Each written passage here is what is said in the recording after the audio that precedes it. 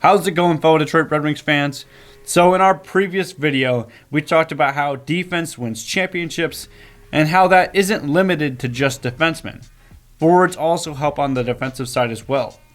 We also talked a little bit how the Red Wings need another elite NHL center to truly take our top two lines to the next level. I brought up a prospect that could fit the mold to fix both of those problems that the Red Wings could aim to take come draft day. And that prospect I'm talking about is Matthew Beniers. He is not a big player, but definitely isn't small either. Standing at 6'1", 174 pounds, Beniers plays center for the University of Michigan in the NCAA. Last season, he had an impressive point-per-game performance as a freshman at the University of Michigan, posting 10 goals, 14 assists for 24 points in 24 games played, and had a team-leading plus-minus of plus 21. It's one thing to post those offensive numbers in the NCAA.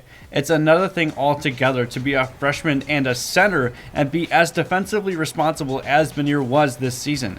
He didn't look out of place playing with players that have much more experience and are a lot older than him.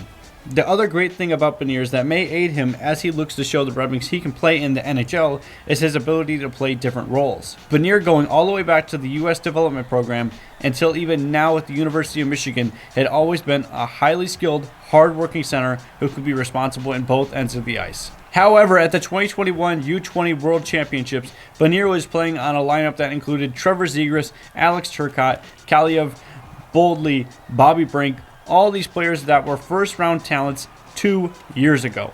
So his role was not to put up numbers. It was to be a tough, pest, grindy player that could put up points here and there, really just to give the opponents a headache. And he did that while also putting up 3 points in 7 games played as one of the youngest players on the team. So you think about the tough, grindy play while being a point per game as a freshman in the NCAA. Just imagine a line with him at center and Bertuzzi on the wing, and all of a sudden this prospect looks a lot more enticing. Alright, enough from me. Let's see what other scouts and analysts have to say about Benier and his skills.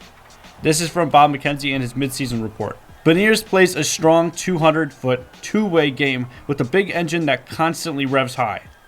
Beniers has a sneaky above-average skill level as well. As a late 2002 birth date, like Power, he is not eligible for the U18 World Championships, but Beniers excelled for Team USA at the 2021 World Juniors. Beniers is viewed by NHL scouts as the only legitimate projected NHL center in our top 15 rankings. Other top 15 prospects on the TSN list may center now, but the consensus view of the scouts is that only Beniers will play that position in the NHL.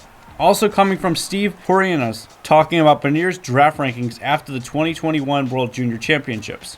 Beniers gets it, simply as that. It's easy to label a kid as having a low ceiling because he excels on the defensive side.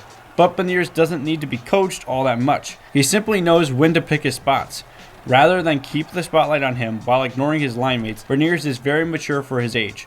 Naturally, you cannot excel as a two-way forward without making consistent reads, anticipating gaps, or juggling multiple options in a second or two.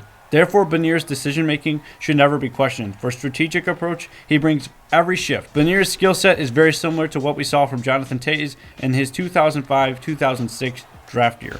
The only real question remaining is whether or not center is an organizational need right now. With Larkin, Veleno, Rasmussen on the team or about to be earning a full-time spot with lots of prospects on the way, would taking a sure top 6 center at 6th overall make sense for the Red Wings? Or a defenseman like Simon Edvinsson make more sense? Also, whether or not he will be available at the 6th pick. Beniers' rank is somewhere between 2nd and 8th overall, according to most scout reports. For the point of this discussion, let's say theoretically he ends up available at 6th overall. Do the Red Wings select Matthew Beniers? Agree or disagree? We want to hear your thoughts. Red Wing Nation was built to be a community of Red Wings fans that could come together and talk about all things Red Wings.